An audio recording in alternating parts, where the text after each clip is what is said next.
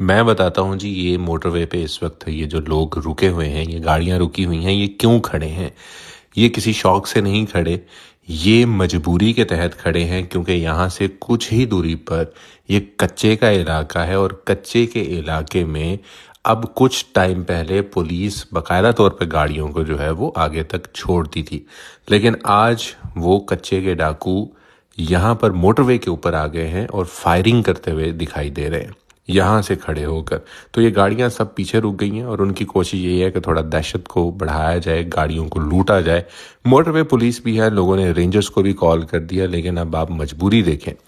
मेरा एक सवाल है यहाँ पर कि हम इंडिया जैसे बड़े मुल्क को एक जंग में मात दे सकते हैं, उनके जहाज़ तक हम गिरा सकते हैं कि हमें अमेरिका तक जो है वो वेल्डन कहे, हम तालिबान को अपने मुल्क से निकाल सकते हैं, तो कच्चे के डाकुओं को हम कुछ नहीं कर सकते?